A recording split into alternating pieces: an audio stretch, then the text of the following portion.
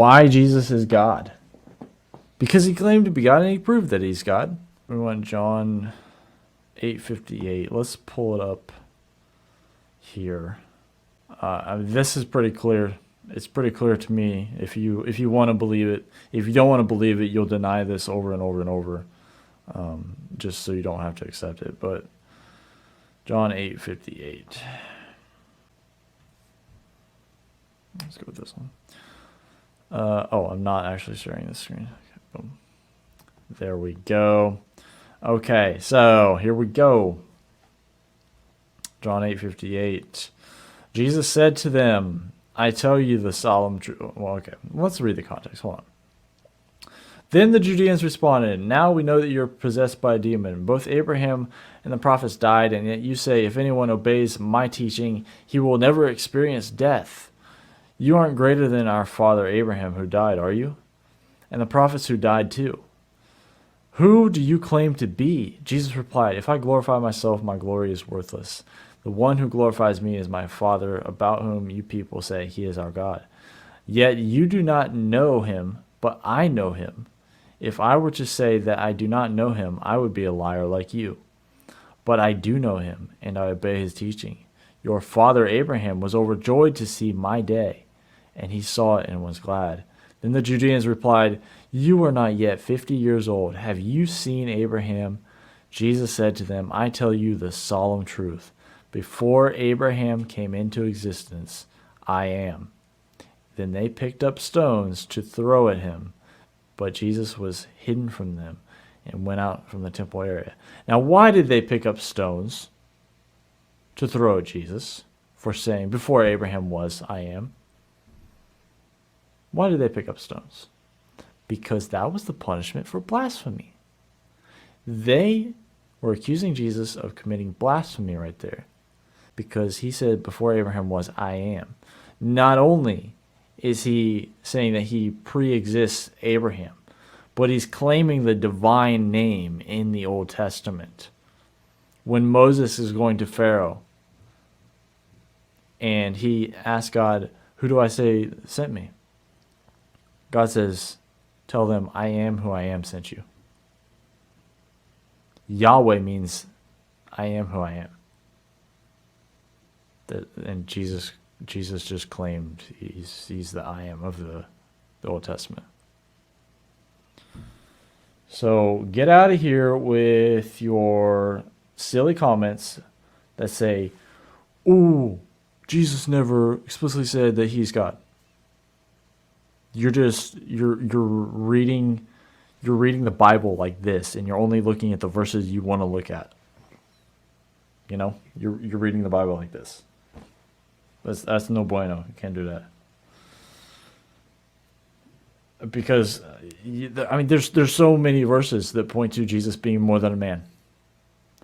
He literally said that he has the authority to forgive sins. Literally says he has the authority to forgive sins. I want to go, before we end the stream tonight, I want to go somewhere else. And I want to show you. Now, if you know, Jesus always claims to be the Son of Man. Not a Son of Man, the Son of Man. When he's in the temple at his trial, he's saying, they ask him, are you the Christ, Son of the Blessed? And he says, I am. And you will see the Son of Man, speaking of himself, coming with the clouds of heaven. So he's quoting Daniel 7. Let's just go to Daniel 7 here. Whoops. That button. Let's go to Daniel 7. We go to Daniel 7. Daniel seeing a vision of Judgment Day.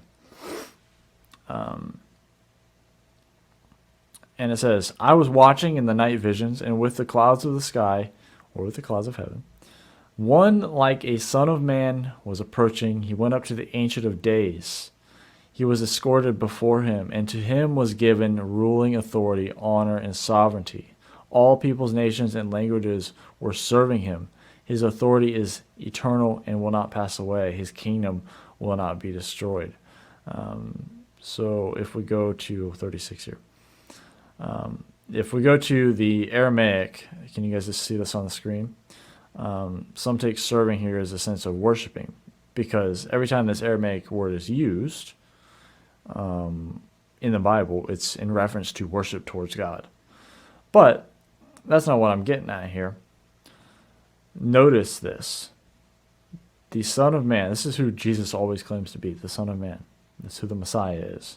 This is Messiah. He was approaching, he went up to the Ancient of Days and was escorted before him.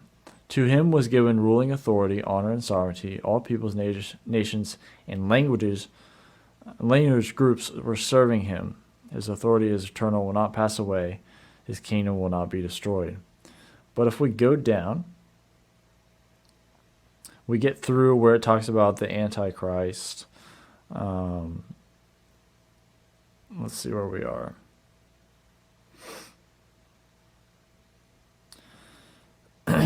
Then the kingdom, authority, and greatness of the kingdoms under the whole heaven will be delivered. This is verse 27 for you guys watching here.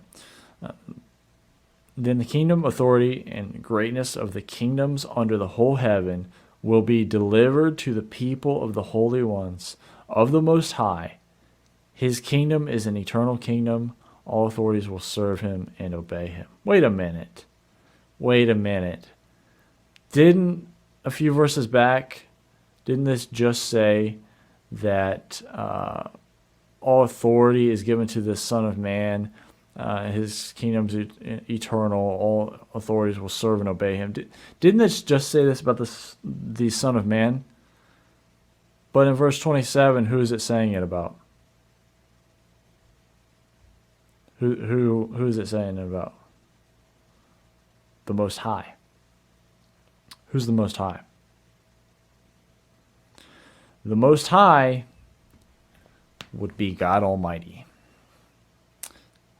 So, yeah.